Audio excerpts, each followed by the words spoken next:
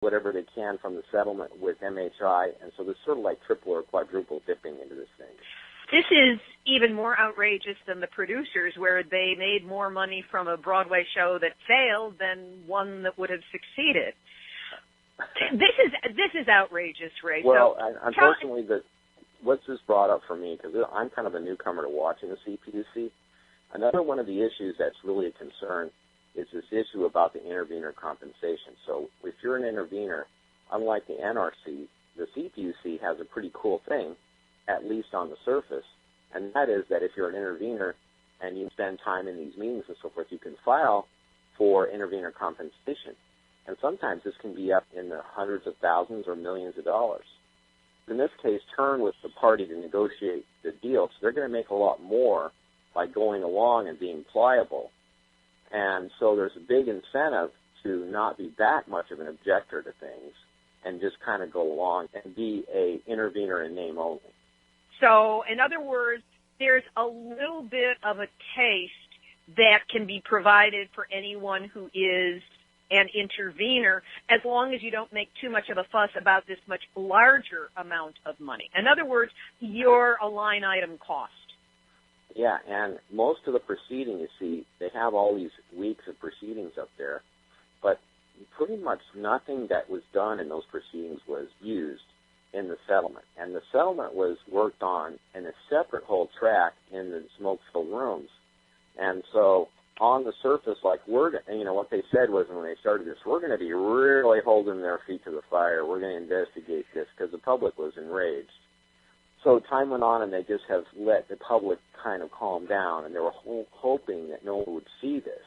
And what we're trying to do is shine a big, bright light on it and let people see that what's going on here is basically a $3.3 billion bailout of a company that imprudently managed their steam generator replacement project to the point where they were cited by the NRC for failing to follow the rules. So how much evidence do you need, really? I mean, why have a Phase 3 if you've already been cited by the NRC for not following the rules? It's done. They should be assumed to be imprudent, and as a result, we think the most they should get out of this deal is just a little bit more than that $500 million, because there's one other item that is reasonable, and that's it. And so the difference is about $2.8 billion between what we think they should get from the ratepayer directly and what they think they should get. The difference is we're saying, look, go ahead and salvage the plant. It's now worthless, so get what you can out of it. And go after your lawsuits and keep us out of it. And you do whatever you can. And we figured out that if they did well with their lawsuits, reasonably, like get 1/4 of what they're asking for, and get some from their insurance and so forth, that they could be almost whole down only like $35 million. So there's no reason for the ratepayer to have to cover them with $3.3 billion if they can do it on their own. I understand that there's going to be an evidentiary hearing on the matter held tomorrow, which is May 14, 2014, as we're recording this. What position is being taken by Citizens Oversight Project? We've already put in our comment, which anybody can read. Go to citizensoversight.org and look for it where it says Stop the Unfair Settlement. Look for our comments, and that goes through it in detail. But we're letting the practice attorney, Mike Aguirre, who is a former San Diego city attorney, take the lead on trying to get into the record specific details that we need in the record such that something can be done later. Because at this point, there really isn't much we can do. They said that the settlement can't be changed, and the only hope would be to somehow get enough dirt about the settlement to say, this is so bad that commissioners, you should deny approval. And the likelihood of that happening, given the fact that this was done in secret and probably with their nod of approval, is nil. So then what we need to get is into the record the information that can be used in a follow-up civil lawsuit that would, our goal would in a way be to try to blow the lid off of the corruption of the CPUC and how they basically are not a regulatory agency, but just a front end for the utility business that uses them to protect their interests. Ray, we're going to stay in touch with you and stay on top of this story because it's almost like a Looney Tune of fraud that's going on, but it has an official wash on it. So I'm grateful to you. I'm grateful to the other intervening groups. which include Women's Energy Matters and the Alliance for Nuclear Responsibility, and keep us up to date on what's happening as we watch what happens in the wake of a nuclear reactor being shut down for incompetence on the part of the operators. That was Ray Lutz of Citizens Oversight Project, or COP. He's the good cop. A reminder that with the website back up, it is again possible to get a free chapter from my ebook. It's my nuclear memoir. Yes, I glow in the dark, 1 mile from 3 Mile Island to Fukushima and beyond. And if you just want to cut to the chase and have the entire story, you can go to Amazon.com, put in Yes, I Glow in the Dark, or put in my name and son of a gun. You'll find the ebook available as a Kindle. You can download free software in order to play the Kindle on any digital device, so you don't have to worry about buying another piece of electronic equipment. When you do so, you'll have the story of what it's like to be 1 mile away from one of those nuclear reactors when, oops, it kind of goes off the rails. And beyond that, what it can do to a life and what it takes to get out of that and take an activist stance in the world. I would really appreciate it if you read it, and once you're done, put a 5-star review up on Amazon, because that helps. And also, share it with people who don't believe in the whole nuclear story, because I think they'll understand a bit more because of it. And while you do so, you're supporting me and allowing me to continue doing this work. So what can I say? It's a good deal. Go ahead, do it. Jon Stewart. It is inevitable that we work together, Bubby. Sooner rather than later, okay? Because you need a nuclear pundit on The Daily Show, and I am it. Anybody can put me in touch with Jon. Anybody can put me in touch with one of Jon's producers.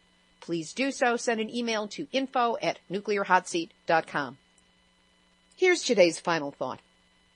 The stress of taking in all this toxic nuclear information takes its toll, not only mentally, but physically. It's great to get all jazzed up and excited and angry and want to spit bullets at the pro-nuke forces. But that's also a great way to destroy your adrenal glands. You can't live in overdrive, and even if you think you're getting away with it, you're not. Eventually, it will catch up with you. Now, this is total projection on my part, because in the aftermath of 3 Mile Island, as well as all the other stressors I went through in my life, I fried my adrenals. What it means is that energy is a rare and fleeting aspect of my life. Sometimes I'm just too tired to do what my younger me would be up and at 'em. Let me tell you, it sucks. Because if I push myself into forcing my adrenals to fire up and move me forward, I go into deficit, and it takes me multiple days to get back up to speed again. Now, I'm not saying this to fidget you. This is my truth. I deal with it. But don't let it become your truth as well. When you catch yourself firing into that heart-pounding, rage-expressing, Facebook nuking mode, take 3 deep breaths and do something else. Don't push yourself into extreme emotional responses. The nukes will still be there when you come up for air. But like radiation, the impact of stress is cumulative, and by the time you have a full-body burden, your health has been compromised, and it will not come back the same way ever again. So kids, do not let this happen to you. Take your breaks. Step away from the computer. Hug a tree. Hug a person. Hug an animal. Make art. Do some prayer and meditation. Write in a journal. Just don't let this subject take over more of your life than it already has. You'll be able to be in the game longer, experience more balance, and still have the energy to do things that have nothing to do with nuclear. Wait, is that possible? Son of a gun, I believe it is. So take care of yourselves out there. We need you in this for the long run. This has been Nuclear Hot Seat for Tuesday, May 13, 2014. Material for this week's program has been researched and compiled from ENEnews.com, KRQE.com, Santa Fe, New Mexican, Reuters, the Nuclear Regulatory Commission by way of Erica Gray, TimesFreePress.com, Japan Times, NHK World, FukuLeaks.org, VoiceOfRussia.com, TheSocietyPage.org, World Nuclear News, and the Nuclear Hot Seat Facebook community. Love you guys. Everybody, join in. It's a blast. Special thanks to Mila Reason for enrichment material on the WHIP situation, and Mike Fluke for his continuing help making the website the online security equivalent of Fort Knox. Theme music written by me, sung by Marilee Weber. Looks like Weber, sounds like Weber. Nuclear Hot Seat is syndicated by UCY.TV. We're now on 3 times a week, including a flashback random replay on Tuesdays. Our archive is available on iTunes. You can subscribe under podcasts, and we are back in business, so you can check into previous episodes by searching for them on the new improved website. Nuclear Hot Seat is the activist voice on nuclear issues, so if you have a story lead, a hot tip, or a suggestion of someone to interview, send an email to info@nuclearhotseat.com. Copyright 2014, Libby Halevi and Hardestry Communications. All rights reserved, but fair use, permission to reuse granted, as long as proper attribution provided, meaning the website, my name, and the email. Going out this week with music from Armageddon, The Living End. It always comes back to love. Music by Grady, lyric by me. This is Libby Halevi of Hardestry Communications, the heart of the art of communicating, reminding you that Sister Megan Rice is still in prison because of her nonviolent demonstration against nuclear weapons. So we've all had our nuclear wake-up call. Now don't go back to sleep, because we are all in the nuclear hot seat. There are headaches and heartaches and pains on this earth, and the fears they impart make us doubt our self-worth. But I know we'll survive if while staying alive we'll remember the ember that has warmed us from the start. It always comes back to love, to something worth all of your care. A concept you'll fight for, dare to be right for, someone whose life you can share. It always comes back to love, the cradle in which we can rest.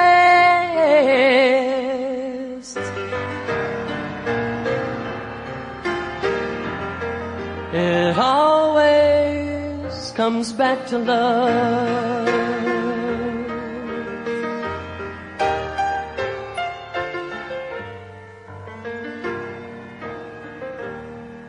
There are dangers and strangers and hard times ahead. If you think life is easy, well, you've been misled. But I know we'll survive if while staying alive we will listen, just listen to the voice inside our heart. It always comes back to love, to something worth all of your care. A concept you'll fight for, dare to be right for, someone whose life you can share. It always comes back to love, wherever you go. It comes back to that glow.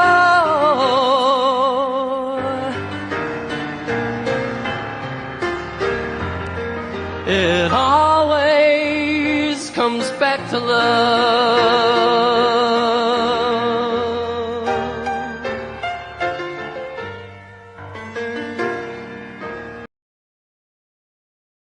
Oh yeah, go on, click the subscribe button.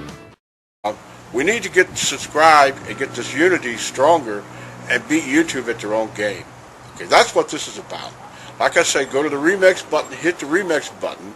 That way you'll have this video and keep up with this. Otherwise, YouTube's just going to control us, guys, and it's really bad.